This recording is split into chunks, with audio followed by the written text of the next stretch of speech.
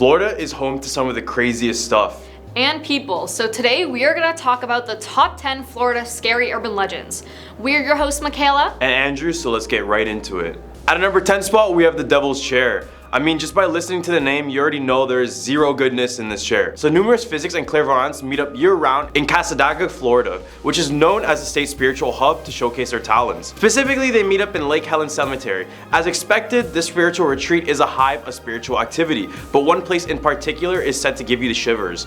The Devil's Chair of Cassadaga is a big brick chair, and it's so-called haunted because many locals think that if you sit in it late at night when no one is present, the devil will come and visit you. The chair is said to be the way for the devil to communicate with you, but the odd thing is that the devil actually enjoys a cold one, you know, a beer. It's said that if you leave an open beer on this chair, it will be empty in the morning. So just to be sure, make sure you don't take a little rest in the cemetery because it could be a terrifying experience. Now at number 9, the Florida Skunk Ape, also known as the Swamp Cabbage Man. The stink ape has been said to inhabit Florida, North Carolina, and Arkansas. The stories date back to the 60s and 70s, during the time of the Bigfoot mania, when the ape-like creature running on 2 legs was spotted in South Florida. The creature gets its name from its pungent odor, said to be a byproduct of living alongside alligators and other swamp inhabitants. There's actually an official skunk ape research headquarters in Okeechobee, where a researcher collects and investigates reports of swamp ape sightings. At a number 8 spot, we have the grave of the Tallahassee witch. The Old City Cemetery in Tallahassee, Florida is not your regular graveyard. In this cemetery lies a supposed witch. Yes, a real witch. The witch went by the name of Elizabeth Budd Graham, or Bessie, who was only 23 when she passed away in 1889. Her tombstone is the most expensive and the most noticeable. It has this nice stone wall with large granite vases, sculpted feathers, and a cross inside of a crown. The legend goes that Elizabeth bewitched a wealthy man into marrying her, and this is why her tombstone looks like this. The scary thing is that her tomb has a dark witch references chiseled all around the stones. A lot of the writing is written in unique poem-like fashion, but some witch references she made was doubly dead, which means that a witch can only be dead once and killed twice. Others who visit the tombstone report feelings of unease, and they often report strange individuals leaving items at the tomb. To this day, it's said that the fellow witches often visit the grave to leave gifts for Bessie. Now at number 7, Spook Hill. In Lake Wales, there's a gravity hill that freaks out those traveling through by car. Stop your car in the right place on Spook Hill, put it in neutral, and watch as your vehicle rolls up the hill. On North Wales Drive, a sign says this: many years ago, an Indian village on Lake Wales was plagued by raids of a huge gator. The chief, a great warrior, killed the gator in a battle that created a small lake. The chief was buried on the north side. Pioneer mail riders first discovered their horses laboring downhill, thus naming it Spook Hill.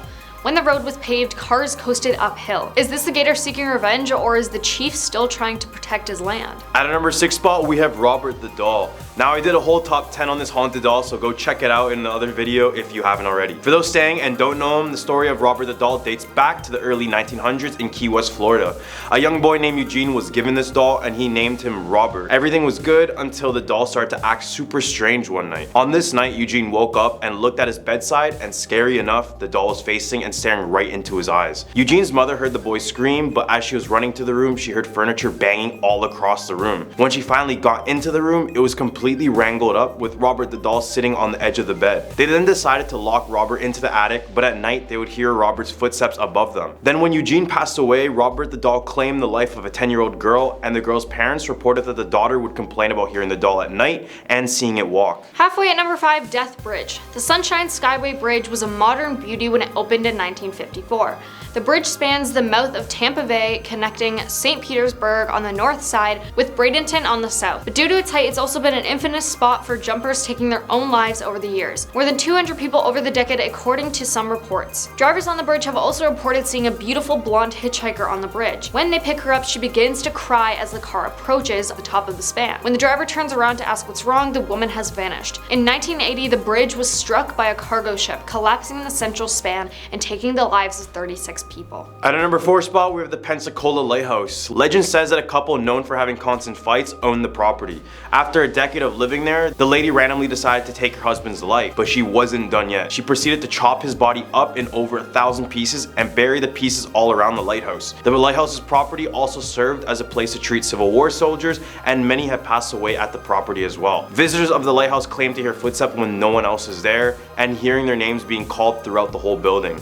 Now the site is being controlled by the United States Coast Guard, and they even allowed ghost hunters to investigate the area in an episode. Season 5, episode 5, if you guys are wondering. Now at number 3, Sunland Hospital. Have you ever heard of Sunland Hospital in Orlando? It served as a tuberculosis hospital and later evolved into a training center for children with special needs. The facility closed after allegations of abuse and neglect and health code violations. The main patient building was turned into a park, and reports claim that ghostly patients still hang around. Park visitors reported hearing children's laughter when no children were around, and strange lights. Some also claim swings and other playground equipment moved by themselves. Apparently, after being torn down in 1999, all of that remains of the Sunland facility is the old administration building. There was a Sunland Hospital in Tallahassee too, but the location closed in the 80s after reports of experiments and an apparent lawsuit filed claiming abuse occurred at the hospital. The state of Florida then closed all Sunland facilities in 1983. To spot, we have the Bloody Bucket Bridge. Yeah, sounds really nice. During the time of the Civil War, an African-American couple moved and settled in Wauchula, Florida. The woman worked as a midwife and she was pretty content with her situation. As time passed by, the wife started to act unstable, and it was all due to the memory of her own child being stripped from her life during the Civil War. Haunted by the event, she took it on her own to suffocate babies as they were being born, and what's worse is that she told the parents it was a stillbirth. Then it said that she would take the remains of the baby to her husband, who would help grind them up and place them in a bucket.